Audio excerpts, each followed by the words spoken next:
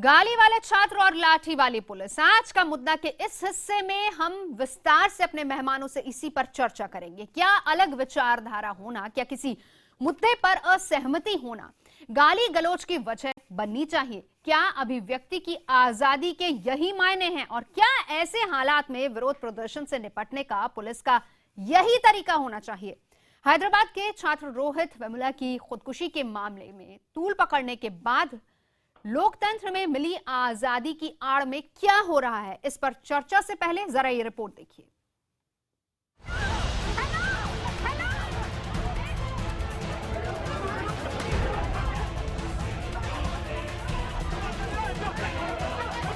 School college में पढ़ाई, रोजगार और बेहतर इंसान बनने के लिए छात्र लेते हैं दाखिला, लेकिन राजनीति का चस्का लगने के बाद क्या सबक सीख रहे हैं, ये उसका नमूना है। देश के प्रधानमंत्री के लिए जिस तरह की भाषा का इस्तेमाल किया जा रहा है, सार्वजनिक रूप से जिस तरह गाली गलौज की जा रही है, वो अपनी जगह है।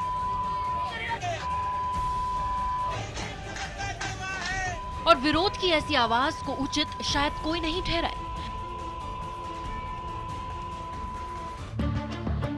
लेकिन क्या विरोध की ऐसी आवाज से कानून का पालन कराने वाली एजेंसी को आपा खोने का हक मिल जाता है? क्या इससे दिल्ली पुलिस को मारपीट का लाइसेंस मिल जाता है? क्या इससे दिल्ली पुलिस को छात्राओं पर हाथ उठाने का हक मिल जाता है?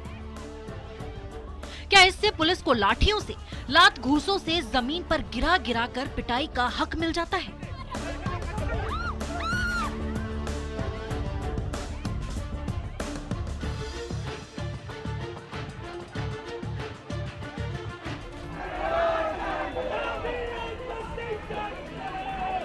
पुलिस की इस बर्बरता के खिलाफ आईसा के सदस्य मंगलवार को पुलिस मुख्यालय के सामने विरोध प्रदर्शन के लिए जमा हुए।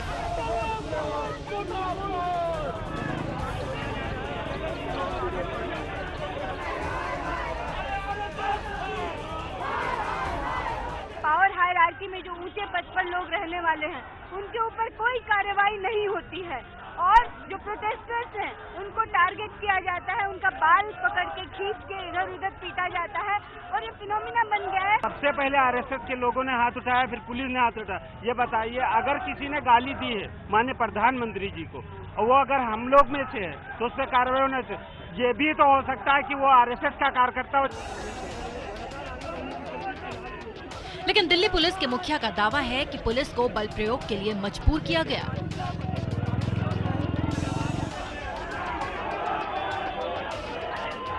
What you see in that 1.5 minute video is not the all what happened and transpired. As they broke through the barricades, they tried to reach the RSS office from another route, and my officers who were on the spot, they have claimed that the whatever action was taken, it was a legitimate action.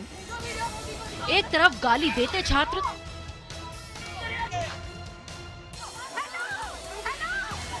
तो दूसरी तरफ लाठी वाली police. कौन सही कौन गलत, या फिर दोनों गलत? अभिव्यक्ति की आजादी के नाम पर गाली गलौज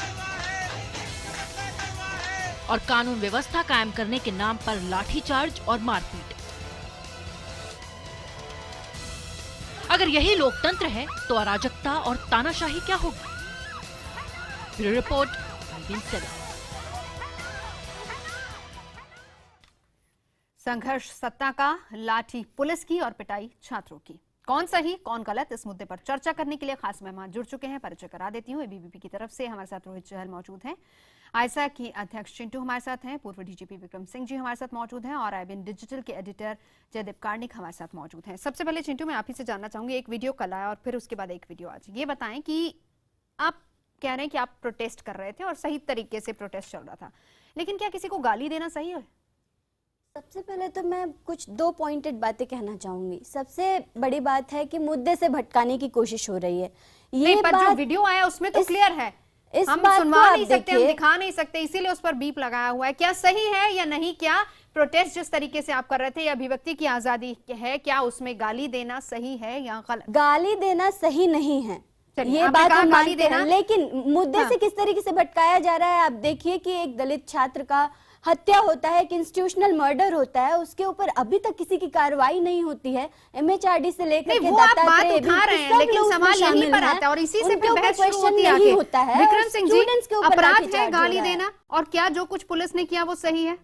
दोनों गलत है। सबसे पहले गाली देना तो बहुत ही अनौचित्यपूर्ण है, और पुलिस के द्वारा हम लोगों को, पुलिस के कर्मियों को सहनशील होने के लिए और थोड़ा एक ऐसा कि अगर गाली गलौज हो भी जाती है तो उसको बर्दाश्त करने का प्रशिक्षण दिया जाता है। हाँ। और उसी परिमाण में बल प्रयोग किया जाता है जिस परिमाण का खतरा हो। ऐसा नहीं कि जैसे कि ये टूट पड़े, बिल्कुल जैसे प्रतिद्वंदी के ऊपर टूट पड़ते हैं, इसका भी कोई औचित्य नहीं है। लेकिन अगर आप इस पे गौर करें, सबसे पहले आपको अनुमति है केवल जंतर मंतर में, और इसके अलावा रामलीला ग्राउंड में, इसके अलावा आप कहीं प्रदर्शन नहीं कर सकते थे। आपने धरना प्रदर्शन बिना अनुमति के किया, पहला बैरिकेड आपने तोड़ दिया, और पहला बैरिकेड तोड़ने के बाद आपने ऐसे ही स्थितियां पैदा कर दी कि टकराव की स्थिति उत्पन्न हो गई। तो पुलिस के पास क्या विकल्प रहता है? उसने जो लेकिन किया, अपने बल प्रयोग की जो सीमा होती है उससे अधिक जाकर के उन्होंने बल का परिमाण का प्रयोग किया, जो औचित्यपूर्ण नहीं है। लेकिन छात्र भी प्रशिक्षित हैं, पढ़े लिखे हैं, उनको गाली गलौज नहीं करनी चाहिए थी।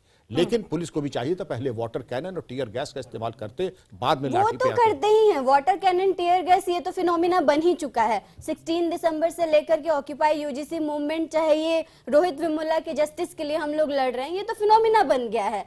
लेकिन बात है कि किसी को जस्टिस मिलेगा कि नहीं। पिछले 25 दिन से अगर आप देखें, तमाम सारे यूनिवर्सिटीज में, JNU से लेकर के HCU में इंडेफिनेट हंगर स्ट्राइक चल रहा है, पीसफुल प्रोटेस्ट चल रहा है। हाँ। जिसके ऊपर कोई भी कॉग्निजेंस नहीं ले रहा है। हाँ। और अब जब छात्र सड़कों पर उतरे हैं, थोड़ा सा अगर कुछ भी हो रहा है तो नहीं, थोड़ा सा में आप गाली गलौज नहीं कर सकते। गाली गलौज को बिल्कुल भी एंटरटेन नहीं कर रही हूँ। गाली गलौज नहीं कर जो सकते। भी लोग हैं उनसे आप बात कर सकते हैं, आप देखिए कौन हाँ, है, इसकी रोहित। आप जांच कर सकते हैं। लेकिन मैं बोल रही हूँ कि इस तरीके की जो गुंडागर्दी पुलिस के द्वारा हो रही है, क्या लेजिटिमेसी मिल जाती है इनको? क्या इंप्यूनिटी और लाइसेंस मिल जाता है बर्बरता करने की? नहीं, उस पे विक्रम सिंह जी बता रहे हैं कि कहां पर पुलिस को नहीं, मजबूर लाइसेंस होना किसी पड़ा। को नहीं मिला, ना बच्चों को मिला है, ना पुलिस को मिला है। हाँ। जब बच्चे पुलिस पे अटैक करते हैं तो धारा 332 IPC के मुलजिम हो जाते हैं, और पुलिस अगर अपने अधिकार सीमा से ज्यादा बल करती है हाँ। तो विभागीय कार्रवाई के लिए दंड इस पर के भी भाग- जांच जी हाँ, होनी चाहिए। और रोहित, जांच हो गई रोहित का है। एक नहीं, टेररिस्ट एकदम- पुलिस वाले भी नहीं है, पुलिस वाले भी पाकिस्तान और चीन से नहीं आए। पुलिस वाले भी चीन से पाकिस्तान से नहीं है कि जिसने जो चाहे थूक दे, जो चाहे उनको गाली दे दे, वो औचित्यपूर्ण नहीं है। पुलिस भी आपकी अपनी है, आपके भाई बंधु बिरादरी, पुलिस आपके तो परिवार से आपकी लोग भी है, है। वो नहीं, पुलिस पता है। जनता की है, पुलिस हमारी है, आपकी है और पुलिस आपके जनता लिए की काम है। करती है, सीधे तौर पे उनको फ्री हैंड दिया जाता है। रोहित मैं कभी एक बात नहीं। कह दूं कि जो आज जिस तरीके से वीडियो सामने आया है, जिस तरीके से गाली बकी जा रही है, एक लोकतांत्रिक देश के अंदर जो हमारे प्रधानमंत्री हैं उसके उनके बारे में इतनी अच्छा, ये आपत्तिजनक वीडियो बातें की गई। आप बता रहे हैं, वीडियो सामने आया, इसी पर मैं एक सवाल आपसे भी करना चाहूंगी। ये वीडियो रिलीज हुआ है जो आज, ये बताएं आप लोग उस वक्त क्या कर रहे थे? अब इस पर भी सवाल उठ रहे हैं कि ये वीडियो सही है या गलत है। अब वो लोग तो कह रहे हैं कि हो सकता है आप ही में से कोई हो जो देखिए, इस मैं एक तरीके ही से बात कर रहा कहना हो। चाहूंगा, नहीं, उस वीडियो वीडियो पे वीडियो सीधे जांच वीडियो होना, वो वीडियो कौन है? वीडियो की तो जांच हो, पहली बात। लेकिन वो साफ क्लियर बता रहा है कि वहां पर गालियां बकी जा रही है प्रधानमंत्री को। एक बोखलाहट जो है ऐसी वामपंथी गालियां संगठनों पुलिस की, भी एक लगातार मिनट, देती मैंने है। आपको हम भी 10 डिस्टर्ब साल नहीं से किया। एक्टिविस्ट हैं। देखिए, वामपंथी जो संगठन है उनकी आज कहीं ना कहीं जो उनके पैर हैं उखड़ रहे हैं कैंपस से। आप देखेंगे जो उनकी बौखलाहट है आज वो दिखाई दे रही है पूरे देश के अंदर। आप देखेंगे चाहे दिल्ली यूनिवर्सिटी के अंदर स्टूडेंट्स ने उनको नकारा है, JNU के अंदर भी आज जो बौखलाहट है वो दिख रही है। और सिर्फ एक दलित के नाम पर, मुझे लगता है जो एक के नाम पर जो राजनीति करी जा रही है, चाहे वामपंथी संगठन हो, चाहे अरविंद नहीं, केजरीवाल पर जो दिल्ली के मुख्यमंत्री हो, चाहे राहुल गांधी इस हो। सियासत पर नहीं जाते ना, इस सियासत पर नहीं जाते। उनका जो पॉइंट है वो भी सही है कि जब वो अपनी आवाज उठाते तो उसको सुना नहीं जाता। आप लोग इस तरह का वीडियो फिर उसके बाद रिलीज कर देते। बिल्कुल, आपने बड़ा अच्छा पॉइंट उठाया कि आवाज सुनी नहीं जाती। हमेशा से जो आज जो घोर वामपंथी संगठन है उनकी जो बौखलाहट दिख रही है, उनकी आज कोशिश ये है कि जो लोकतंत्र है उसके खिलाफ स्टूडेंट्स को, यूथ को, अम्बेडकर को, देखिए मैं इनसे पूछना चाहूंगा क्या इन्होंने अम्बेडकर को लेकर आज तक कौन सा काम किया है कैंपस के अंदर? क्या स्टूडेंट अम्बेडकर जी की जो बात करते हैं, यही लोग, मुझे लगता है ये लोग भूल गए कि जिसकी बात कर रहे हैं हैदराबाद यूनिवर्सिटी के अंदर अम्बेडकर स्टूडेंट एसोसिएशन, जिसका वो छात्र था, बहुत ही दुखद हुआ जिसकी घटना जो आत्महत्या की। लेकिन जो स्टूडेंट ऑर्गेनाइजेशन है वो वही लोग हैं जो याकूब मेनन, एक मिनट, ये वही लोग हैं जो याकूब मेनन की फांसी को कहते हैं, उसका विरोध फांसी की होनी चाहिए वो बात नहीं है, लेकिन ये कहते हैं कि तुम कितने याकूब मारोगे, हर घर से याकूब निकलेगा। अत्यंत आपत्तिजनक। देखिए अभी जो लगातार डिबेट यहाँ पर चली है, हम इसमें देख सकते हैं दरअसल रोहित वेमुला मुद्दा नहीं है, जनता भी देख रही है, सोशल मीडिया पर सारे विचार है। एक मिनट वो नहीं बोले ना आपके समय। देखिए आपकी आदत हुई है देश के अंदर कैंपस का माहौल खराब करने का काम आज की डेट में वामपंथी संगठन कर रहे हैं। ये सियासत चलती है, वो लोग आप पर इल्जाम लगाते हैं, आप उन पर लगाते हैं। सबसे बड़ी दिक्कत ये है कि वामपंथ बनाम दक्षिणपंथ की जो लड़ाई है उसकी आड़ में कई रोहित वेमुला जो है वो बेचारे फांसी चढ़ रहे हैं और हम उनको न्याय दिलाने के बजाय सड़क पर इस तरह की राजनीति कर रहे हैं। एक मिनट रोहित, मैं ये कहना चाहूंगा कि विक्रम जी ने जो कहा है बिल्कुल सही है, गलतियां दोनों तरफ से हैं, लेकिन अगर छात्रों ने उकसाया है, गाली दी है, तो वो किसी गुंडे से नहीं लड़ रही। यहां दो पक्षों की लड़ाई नहीं है कि एक पक्ष ने उकसाया और दूसरा पक्ष में जो है वो गुस्से में आ गया। सामने पुलिस थी, पुलिस जिसका तंत्र है उसको वो कह रहे हैं कि प्रशिक्षित किया जाता है कि आपको भड़काया भी जाए। क्या सामने कोई गुंडे खड़े थे जो भड़क गए और दो पक्षों का विवाद हो गया? हम सब ये जान रहे हैं कि पूरा राजनीति से प्रेरित, इसलिए कि पहले तो घटना 30 तारीख की है, तुरंत ये वीडियो क्यों नहीं आया सामने? हाँ। इस घटना पर तुरंत बहस क्यों नहीं हुई? 2 दिन बाद जब वीडियो आया तो केवल उसका एक संक्षिप्त सा हिस्सा क्यों सामने आया जिसमें कि पिटाई हो रही है? उसके बाद आज सामने दूसरा वीडियो आता है। इसका मतलब मूल में रोहित वेमुला के लिए न्याय की मांग नहीं है, मूल में राजनीति है जो कि दुर्भाग्यपूर्ण है। बिल्कुल बिल्कुल, बहुत अच्छी बात है। एक बात मैं कहूंगा कि मैं यही यहाँ पे कहना चाहूंगा कि जो ये राजनीति चाहे जो लगातार रोहित की हत्या पे कर रहे हैं, चाहे वो अवार्ड वापसी से लेकर अब तक, मैं उस बात पे कह रहा हूं। देखिए मैं एक बात कहूंगा, जिस तरह की हत्या रोहित की वहां पे हुई है मैं उसको हत्या कहूंगा और मैं उसकी जांच की मांग करता हूं। देखिए कि जो रोहित था एक रिसर्च स्कॉलर था, उस समय जो उसके दोस्त साथ में रहते थे, आज वो कहां है? राजनीतिक रोटियां सेकी जा रही है उसकी मौत के ऊपर और मैं उसको बलि का बकरा बनाया गया। मैं कैंपस में ऑन कैमरा कहूंगा उसकी जांच होनी चाहिए, सरकार उसकी जांच करे और कौन लोग उसके पीछे थे, क्योंकि कम्युनिस्टों का और वामपंथियों का हमेशा से रहा है कि जब उनको किसी इशू को लाइमलाइट में लाना होता है तो अपने ही किसी व्यक्ति की हत्या करवा देते हैं। ये आरोप आप पर भी लगता है, ये हर पार्टी पर लगता है। हमारे कार्यकर्ता कैंपस वाले 40 कार्यकर्ता कम्युनिस्टों के द्वारा हमारे कार्यकर्ताओं की हत्या कैंपस के अंदर की गई है। हमेशा से आज देश के अंदर अराजकता फैलाने का काम आज ये वामपंथी संगठन कैंपस के अंदर कर रहे हैं। जेएनयू के अंदर जिस तरीके से आप देखेंगे नक्सलवाद, माओवाद, दलितों की बात नहीं, आपने क्या किया दलितों के? मैं आपसे पूछना चाहूंगा, आप दलितों से मैं पूछना चाहूंगा आपने दलितों के लिए आज तक क्या किया है? आपने वही पूछना चाहूंगा, आपके यही किया है। आप कैंपस के अंदर सिर्फ और सिर्फ कैंपस वायलेंस की बात करते हैं। आप कैंपस के अंदर कभी भी स्टूडेंट्स के इश्यूज को क्यों नहीं उठाते?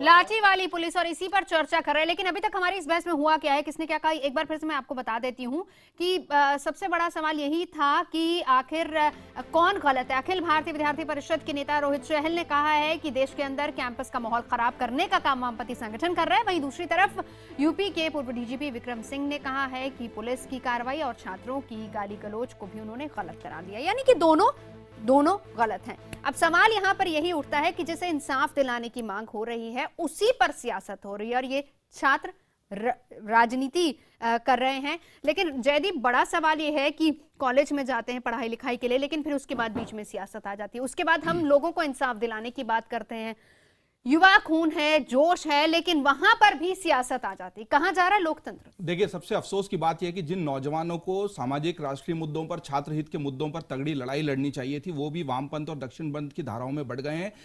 छात्र है, वो किसी राजनीतिक विचारधारा से जुड़ सकता है, स्वतंत्र है, लेकिन अगर वो देश के और समाज के हित के मुद्दों के लिए इसी तरह की जमीनी लड़ाई लड़ेगा बजाय के राजनीति से, और ये नेताओं के हाथ की कठपुतली बन रहे हैं वो छात्र जो नेताओं से परे रहकर निष्पक्ष होकर निरपेक्ष रूप से, और हमने छात्र आंदोलन से इतने बड़े बड़े नेता इस देश में आते हुए देखे हैं, वो राजनीति का पूरा एक नर्सरी हुआ करती थी, वो नर्सरी खत्म हो गई है और उस नर्सरी में एक तरह की ये बीमारी लग गई है। उस पे किस कीटनाशक का छिड़काव करके हम इस देश की इस छात्र पौध को, नौजवानों को इस दलदल से बाहर निकालें ताकि वो छात्र हित के मुद्दों पर फिर उसी तरीके से लड़ते हुए दिखाई दिए। इन्होंने निर्भया का भी जिक्र किया था चिंटू ने। देखिए वो एक सामाजिक विरोध था और उसके हित में जब छात्र आए थे तो देश आपके साथ खड़ा हुआ था, देश ने आपकी आवाज में आवाज मिलाई थी। आज एक वीडियो एक पक्ष से आता है, दूसरा वीडियो दूसरे पक्ष से आता है, तो जनता को समझ में आता है कि लड़ाई राजनीतिक है। और आपने सही कहा कि इसकी वजह से रोहित वेमुला की मौत का मुद्दा एक तरफ रह जाता है और दूसरी बड़ा दुख की बात है कि रोहित वेमुला आखिर छात्रों के किन हितों के लिए लड़ रहे थे वो तो बिल्कुल ही हाशिए पे चला जाता है।